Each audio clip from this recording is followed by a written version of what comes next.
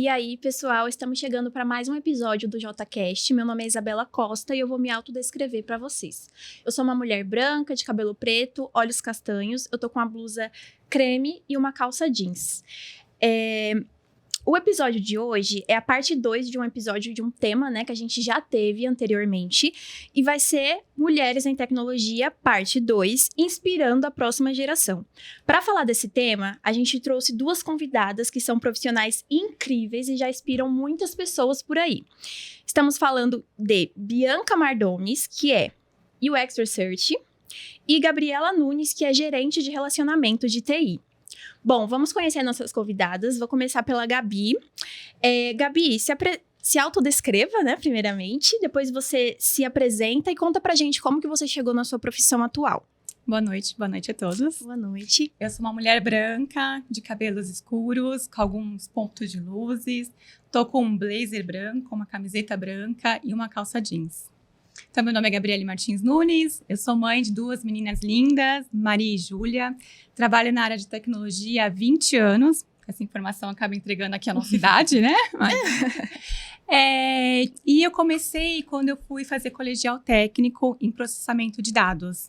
E aí, com 17 anos, eu fiz ali o meu primeiro estágio na Sabesp. E depois de 2 anos, eu já estava conseguindo o meu primeiro contrato numa outra empresa. E quando eu concluí, eu fui fazer faculdade de enfermagem, que não tem nada a ver. Porque eu sempre gostei dessa questão do cuidado, da questão da saúde. E eu dizia que eu não queria mais seguir esse ramo da tecnologia, que é uma loucura. E só que depois de 2 anos de curso, eu me esbarrei com a necessidade de fazer um estágio de forma não remunerada. E como eu já tinha um salário onde já conseguia me manter, eu não quis perder essa autonomia, né, de ter que depender de novo dos meus pais, de ter que pedir dinheiro para tudo. E aí eu acabei optando por cancelar a minha matrícula e me matriculei no curso de processamento de dados. E aí não parei mais. Aí eu trabalhei como analista de testes, depois eu entrei no escritório de projetos como PMO e já tem 8, 9 anos que eu estou aí como gerente de relacionamento de TI. Uau, que história! E explica pra gente um pouco o papel de um gerente de relacionamento no dia a dia. Pra quem não sabe o que essa profissão faz, explica pra gente um pouquinho mais. O gerente de relacionamento de TI, ele tem como principal objetivo realizar o alinhamento, né, entre a área de tecnologia de informação, junto ali à estratégia, né, o objetivo estratégico de negócio, garantindo entrega de valor para a empresa. Então, é isso que ele tem que fazer. Ele tem que alinhar as duas áreas, botar ali para, né, Você fica ali intermediando, né? Exatamente. Bacana. Eu entendo o que negócio quer e internalizo dentro de TI. Se faz da melhor sentido. Forma. Exatamente. Perfeito. Bom, agora que a gente já conheceu a Gabi, vamos conhecer a Bianca. Bia, também vou pedir para você se autodescrever, se apresentar e contar pra gente como que você chegou na sua profissão atual. Tá bom. Oi, boa noite, muito prazer. Meu nome é Bianca. Eu sou UX Researcher. Sou branca, tenho cabelo claro com luzes loiras. Eu tô com uma camiseta branca e tenho olhos verdes. Eu venho de uma trajetória que mistura um pouco tecnologia, desenvolvimento, experiência, sempre ali olhando essas 3 partes, acabavam tocando a minha vida de alguma forma. Eu cresci com uma pessoa que eu sempre admirei muito, que é um tio meu, e ele sempre foi de TI. Hoje ele tem cargos muito bons, sempre trabalhou em TI, então ele me incentivou muito, desde pequena, a ir para essa área. E aí, eu tinha passado no concurso da minha cidade, quando eu tinha 18 anos, e eu trabalhei muito tempo como auxiliar de apoio administrativo lá, mas na área de vagas em creche. Então, eu falava diretamente com as mães que queriam vagas para colocar seus filhos na creche. Então, dali eu já comecei a entender a necessidade das pessoas, ver a dor daquelas mães que queriam. E eu usava, inclusive, um sistema para indicar essas vagas para as creches, que foi, inclusive, o que eu consegui pro meu filho. Com certeza foi usando esse mesmo sistema. Eu sou mãe de um menininho de 3 anos, né? E lá, então, eu comecei a ver essas dores e, ao mesmo tempo, eu já fazia faculdade de análise e desenvolvimento de sistemas. Então, eu comecei a trajetória para ser desenvolvedora. Sou formada nisso, inclusive. Saí desse cargo do concurso público, fui fazer um estágio para ver se eu realmente tinha essa veia de desenvolvedora, mas não era para mim. Eu continuava tendo muito mais interesse em querer entender por que as pessoas, o que elas precisam na ferramenta, entender qual é a dor, qual é a necessidade, para que elas vão usar aquilo, não só para desenvolver por desenvolver. Uhum. Eu queria entender, fazer um negócio que fizesse realmente muito sentido e Agregar, de fato. Né? agregasse, exato, para as pessoas. Eu queria olhar o outro lado, quem estava utilizando, não só a ferramenta em si. Uhum. E foi aí que eu fui indo para o UX, fui entrando mais nessa área, fui aprendendo sobre design thinking, service design, o UX design, né, no geral, que é desenhar essa estratégia, essa jornada, essa experiência do cliente. E fui me encaixando muito na parte de research, que é pesquisar, que é eu ser a advogada ali de quem vai utilizar. Eu trazer a necessidade deles para dentro do sistema e o sistema fazer uma compatibilidade com o que o usuário quer. Perfeito, perfeito. Explica pra gente o que é ser UX Research no dia a dia. O que de fato vocês fazem, a rotina mesmo. Perfeito. Ele tem um papel, o meu papel, né? É um papel essencial hoje em dia nas empresas, principalmente no desenvolvimento de produtos. Porque isso que a gente faz, a gente traz evidências do que os clientes precisam, do que eles têm interesse, do que vai agregar valor para eles. E a gente faz isso alinhando e ajudando nas decisões de design, de estratégia. Então, a gente quer juntar a voz do cliente, a voz do consumidor, o que ele deseja, o que ele precisa, e alinhar isso com a estratégia da empresa, com o design do produto. Então, a gente permeia e liga esses 3 pontos, assim. Certo. Faz todo mundo falar a mesma língua, sabe? Então, a gente faz as pesquisas com os clientes, entende as dores, as dificuldades, as necessidades e passa isso para dentro do produto, seja para validar uma hipótese ou para explorar algo novo ou só validar uma tela, por exemplo. Então, a gente faz esse papel e eu acho ele muito importante. Eu acho ele muito essencial. Perfeito. Vocês são meio que um porta-voz, né? Exato. Dos clientes para a empresa. Sim. Nossa, incrível. Muito bom. Bom, agora que a gente conheceu um pouquinho das duas e o que elas fazem no dia a dia, eu vou voltar um pouquinho para a Gabi para a gente aprofundar em mais algumas perguntas. Gabi, como você concilia as necessidades dos clientes com a capacidade do seu time mesmo ali no dia a dia? É um desafio. Mas eu preciso estar ali realizando reuniões constantes, né, com a área que eu atendo, com a área de negócio, para entender qual é a real necessidade deles, né? E ajudar eles ali escreverem a necessidade, a reescreverem, para chegar mais próximo da solução ideal para eles. Outro ponto que é importante é a gente ter um critério de priorização, né? Então, juntos ali, a gente definir, ver quais são os assuntos estratégicos e estruturantes para a gente tocar em primeiro lugar. Né? Eu preciso também ter uma visão muito clara de qual é a capacidade da minha TI, do meu time de TI. Sim. Então, olhar ali qual é a carga, a sobrecarga que está, ver se tem algum ponto que a gente precisa, alguma habilidade específica que está faltando. Então, eu tenho que estar olhando para dentro também para conseguir identificar. Eu preciso ter uma comunicação muito clara e transparente ali com o meu cliente, né? Sim, sim. Então, deixar muito bem claro para ele quais são os SLAs, né? Quais são os prazos reais de cada atividade. A gente está fazendo reuniões de status semanalmente para eles estarem ali inserido qual é o status atual, qual é o progresso. E outro ponto muito importante é a questão da flexibilidade, né? Porque hoje o que é prioridade, amanhã já não é mais. Sim. Então, toda hora a gente tem que estar também olhando para isso e fazendo essas trocas conforme a necessidade que eles têm. Sim, sim. E eu acho que também tem a parte de vocês de identificar se aquilo que ele está pedindo de fato faz sentido, Exatamente. Né? Tem toda uma análise que a gente precisa saber se aquilo também está inserido no contexto da empresa. Sim. Se a tecnologia vai caber dentro. Porque a gente tem todo um legado que precisa conversar também com essas novas tecnologias, com essas novas necessidades. Sim, perfeito. Já seguindo nessa mesma linha de raciocínio, quais são as métricas ou as principais métricas que você utiliza para avaliar o sucesso dos seus projetos e do que vocês fazem? São métricas quantitativas e qualitativas, elas têm que estar sempre atreladas ali ao objetivo estratégico da empresa. Então, no meu dia a dia, a gente faz ali a questão do B-Plan, né, que é verificar quanto custou aquele projeto vezes versus o valor agregado, né? Quanto que ele teve de retorno ali financeiro para a gente. Perfeito. Né? Eu também faço ali, vou buscar com a área de negócios se o objetivo foi alcançado, se a gente conseguiu atingir, fazer até uma pesquisa de satisfação com o patrocinador, com o stakeholder. A gente também olha ali a questão do lead time, do cycle time, verifica também a questão de retrabalho, de mudança de escopo e até mesmo a questão da estabilidade do sistema. Tudo isso a gente consegue ter essa visão, essa medição, né? Sim, se entregaram dentro do prazo. Exatamente, também, né? Se conseguimos cumprir, né, o planejamento certinho. Perfeito. Voltando para você, eu queria entender um pouquinho quais são os principais métodos de pesquisa que você utiliza no dia a dia e como que você define qual você vai usar em qual situação. Uhum. A gente tem vários métodos de pesquisa para utilizar hoje em dia e vão aumentando. A galera vai criando coisas novas, usando ferramentas diferentes.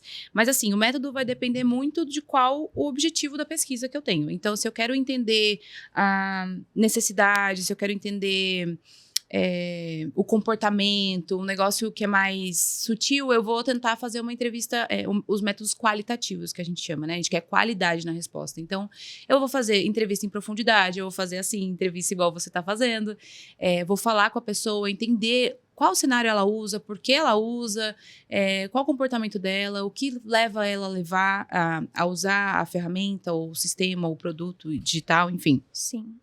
E aí, se eu preciso saber algo mais validar a hipótese, algo que eu tenho que mensurar mais, fazer alguma mensuração, né?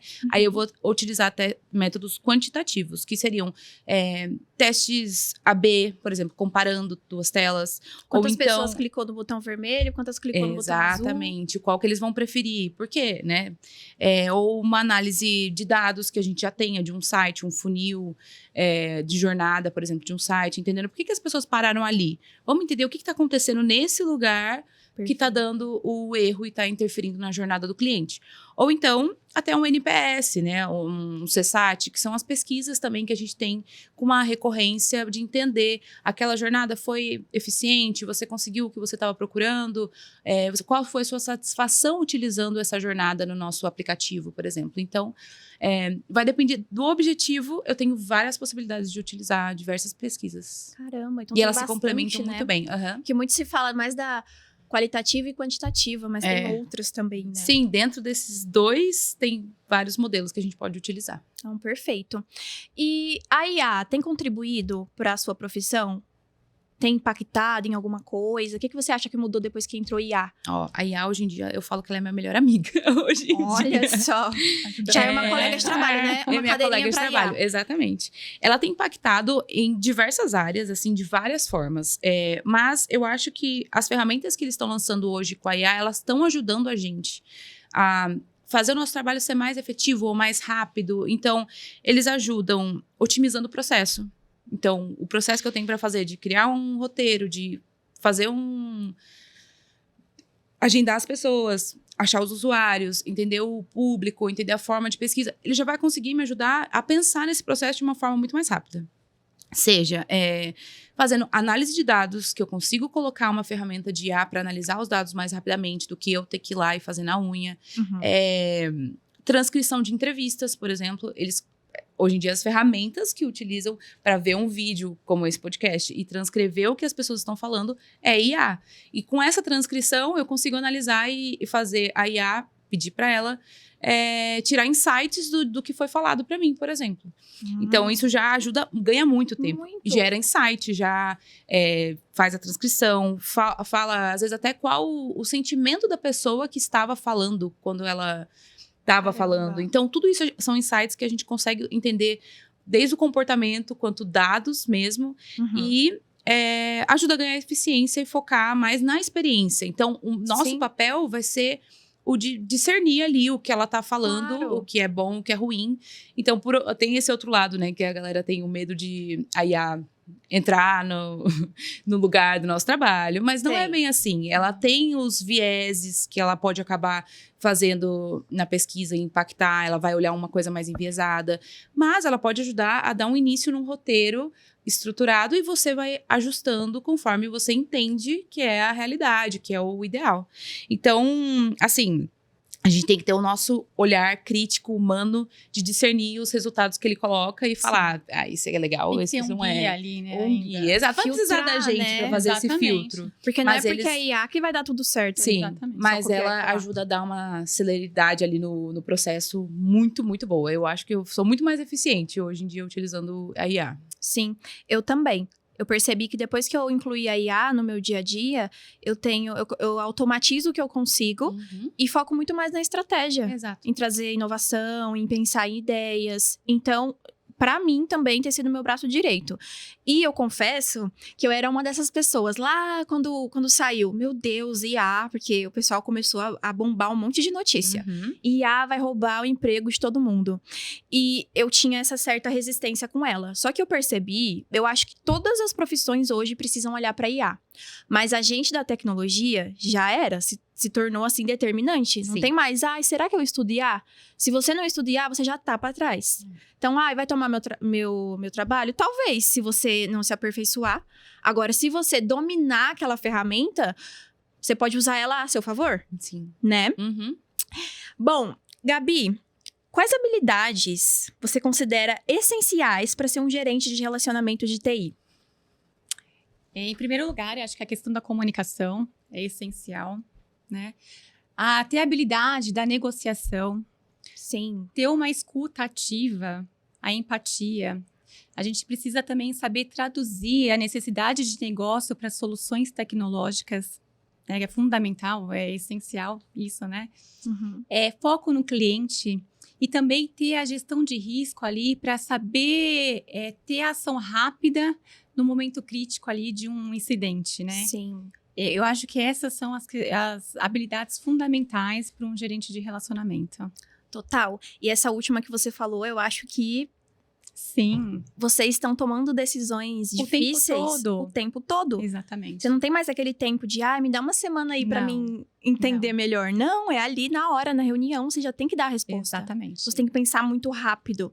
E estar capacitado para aquilo também, né? Não dá só pra responder o que vem Não. na cabeça. Porque a gente tem que fazer várias conexões, né? Ver se faz sentido.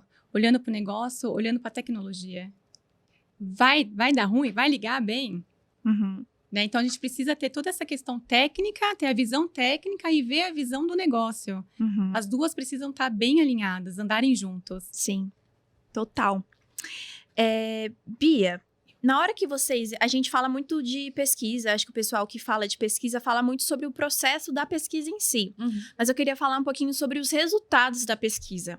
Se vocês entregam esses resultados para uma determinada área que vai chegar em uma determinada conclusão, ou se vocês mesmos fazem essa levantamento de dados, soluções, trazem as estratégias. Como que funciona a questão da entrega dos resultados? Sim, eu vejo hoje em dia que o trabalho do researcher, né, ele faz muito de ponta a ponta, quase. Então, como eu falei que a gente tem que agregar a estratégia com, né, Uhum. juntar a estratégia com o negócio, com a dor do cliente, com a voz do cliente. Então, o nosso trabalho é muito mais, uma entrega muito mais do que apenas uma pesquisa. Na pesquisa, a gente já entrega os insights. Uhum. Então, por exemplo, até no momento que a gente faz pesquisas, às vezes, de entender quem é o cliente que usa aquele serviço, a gente consegue desenhar as personas, por exemplo. E personas são muito importantes no mapeamento da jornada do aplicativo, na jornada de um produto. Saber quem é a persona de mentirinha, uma persona fictícia, mas que ela meio que generaliza as pessoas que utilizam o meu aplicativo. Então, a pesquisa, ela consegue dar uma carinha para quem eu estou fazendo aquele produto. Então, a gente consegue entregar, conectar todas essas entregas da estratégia com o produto, falar para o produto que ele deve ser feito, validar o que ele fez. Não só a pesquisa em si, mas a gente entrega os insights, as estratégias para o negócio, o valor de fato, exato. E até o researcher acaba impactando até na cultura da empresa, dependendo do lugar. Porque a gente vai propagar a voz do que o cliente está falando. Se é bom, se não é bom, se é ruim. É meio que a gente está sendo a questão do advogado ali. Então, Sim. todo mundo que está trabalhando naquela empresa tem que estar ciente do que o cliente quer, de quem é esse cliente. Então, a gente faz meio que essa... Faz várias... de ponta a ponta, né? A gente tem que garantir que todas essas mudanças que a gente fala que o cliente quer, o que ele precisa, vão ser aplicadas na prática. Então, a gente se envolve, assim, em tudo. Isso é muito importante, porque não adianta fazer a pesquisa, Não. trazer os insights. Eu adoro dar pitaco. Eu adoro dar pitaco. Tudo que mostram pra mim, eu quero ver. Mas é isso aqui, acho que o cliente não vai gostar muito disso. Então, a gente acaba sendo esse Vamos rodar advogado uma do cliente. pesquisa. Vamos rodar uma pesquisa pra ver se isso aqui é assim mesmo, se tá legal, se tá bacana, porque é importante. Eu acho que isso linka muito com a próxima pergunta que eu ia te fazer. Eu ia te perguntar qual a importância para o sucesso de um produto, qual a importância de UX, Research, para o sucesso de um produto digital. Sim. Acho que é muito a ver com isso mesmo, né? Então, a pesquisa, né, o UX Research, num produto digital, mais especificamente, é essencial. Se você não fizer uma pesquisa, o seu produto não deveria ser lançado. Ele pode até ser lançado. Você consegue lançar um produto. Mas você não vai ter público, ele não vai ter um bom uso. Você lançou o quê? Para quem? Você sabe para quem? Você sabe qual era a necessidade daquela pessoa para quem você lançou? Quem vai utilizar? Se ninguém precisa disso, você garante que alguém precisa? Então, na ideia, na concepção de um produto, você já tem que ter pesquisa incluída. Sim. Nem que seja para desbravar ideias, a gente utiliza a pesquisa. Para, sei lá, a gente vai garantir que as decisões daquele produto estão sendo embasadas em dados, em interesses. Você alinha e traz para a terra, né? Põe o pé no chão e fala, é isso que eu preciso fazer. Você não precisa reinventar a roda. Às vezes, só precisa entender o que o cliente precisa. E não fazer as coisas baseadas em achismo, né? Exato. Eu não gosto de preto. Tá, mas não é sobre a sua opinião pessoal especificamente. Você sabe o que aquela outra pessoa que vai usar, que a persona quer, de fato. Exatamente. Né?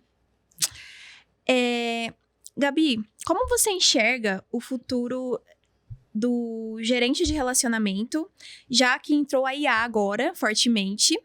Então, eu queria saber como que você enxerga o futuro junto com essa IA e com essa adoção, né, de novas tecnologias que estão entrando no mercado.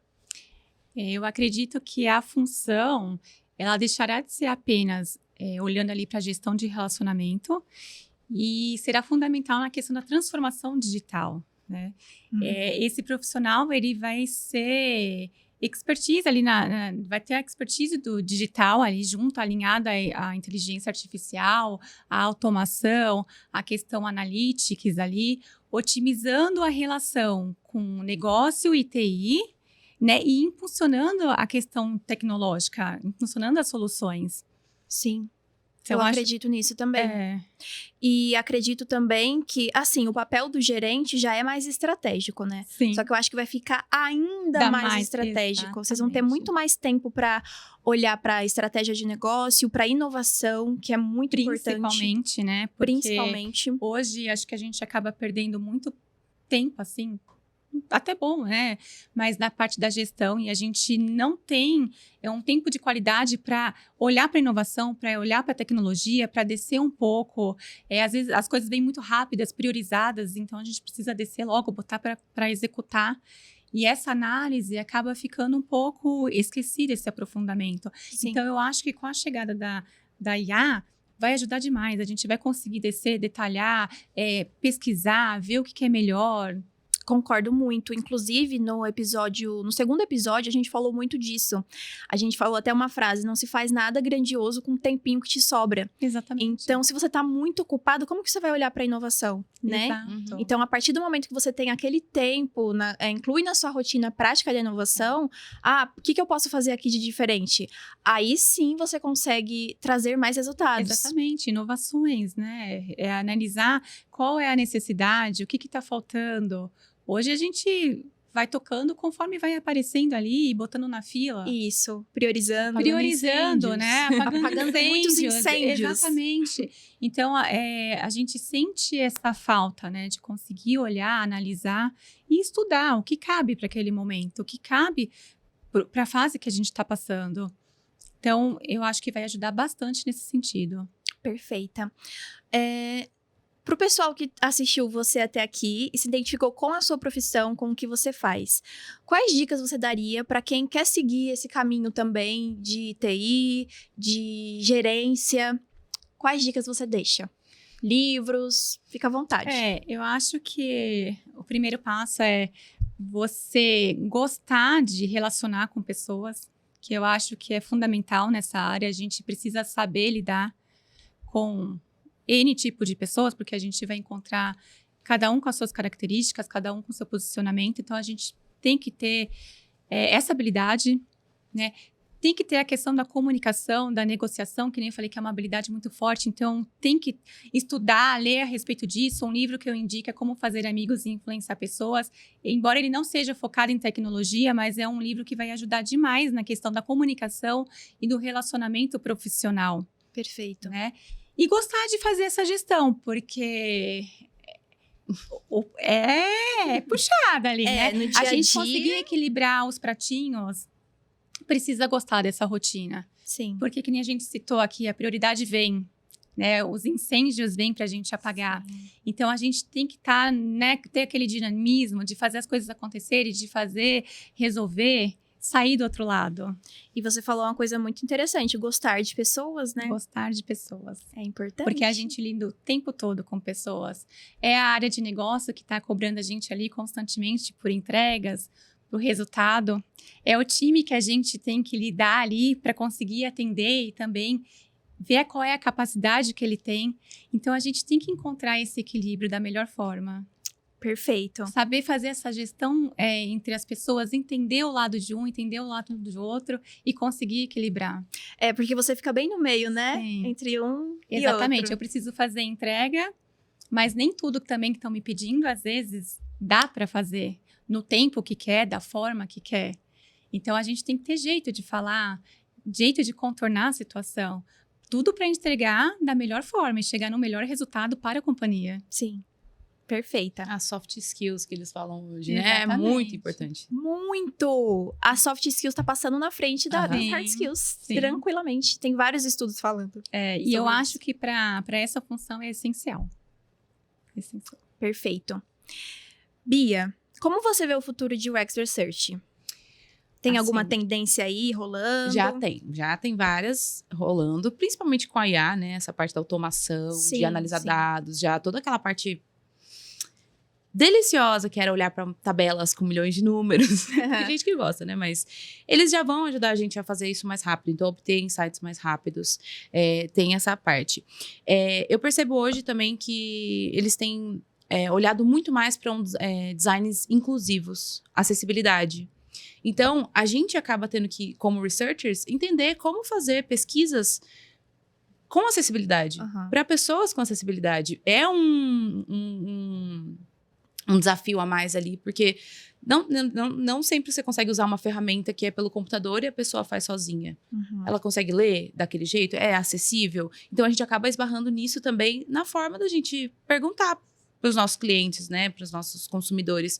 Porque eles também são pessoas que precisam de acessibilidade. Sim. Então, a gente tem esse viés que a gente tem que olhar. Eu acho que as pesquisas também vão ser mais ágeis, contínuas. Então, as pessoas estão entendendo a importância da pesquisa.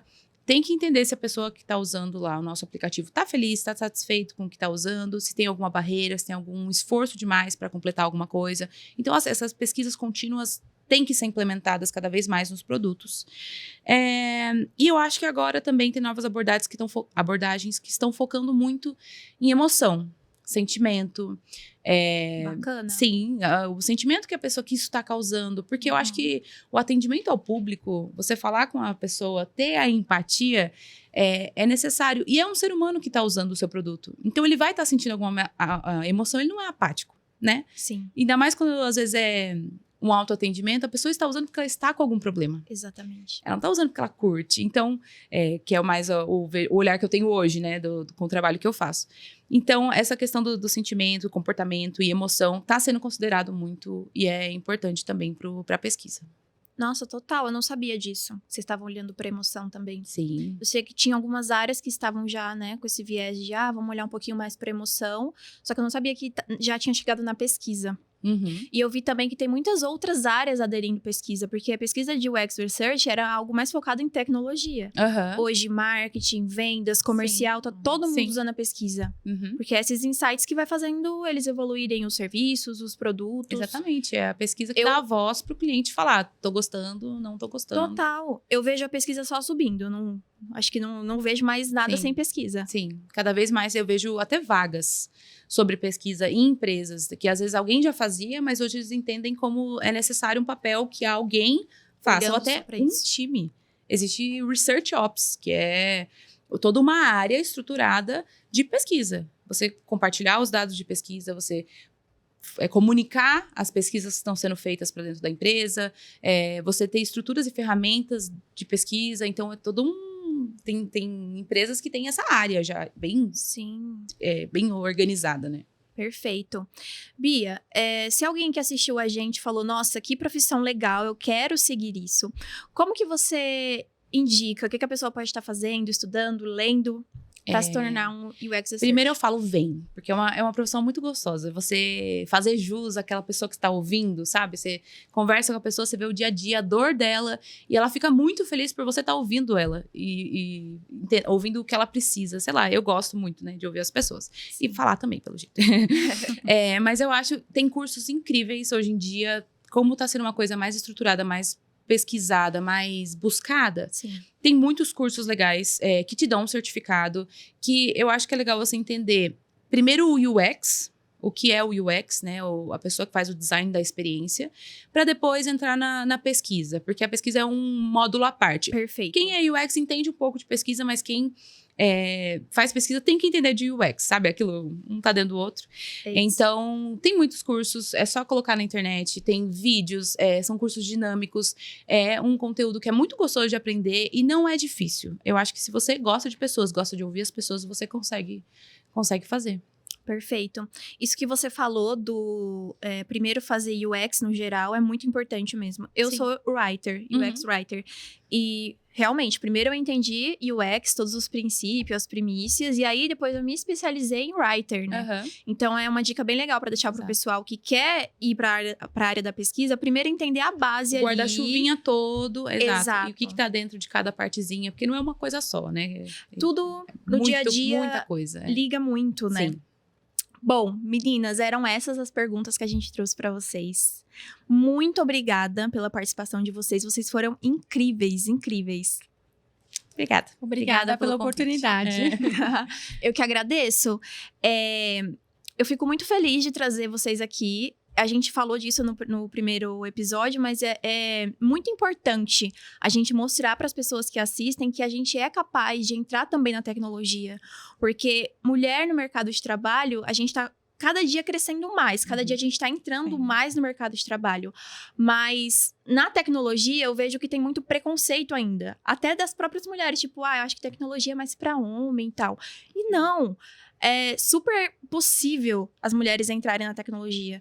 E eu fico mais feliz ainda, além de ter mulheres na tecnologia, mulheres em cargos sêniors, de gerência. Então, isso é muito bacana de mostrar pro pessoal.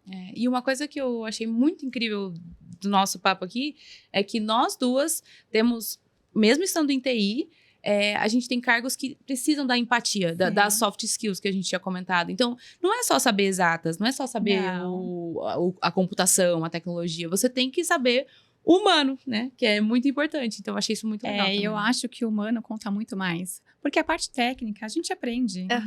Né? A gente aprende, a gente estuda, faz um curso.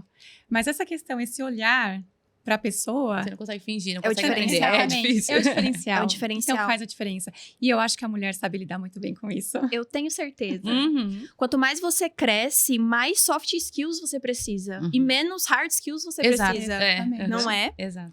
Bom, muito obrigada pela participação de vocês. Obrigada. E pro pessoal que assistiu a gente até agora, muito obrigada também. Esse episódio foi incrível. Curte aqui, compartilhe o vídeo com quem você quer que assista e tenha acesso a esse conhecimento. E muito obrigada, até o próximo episódio.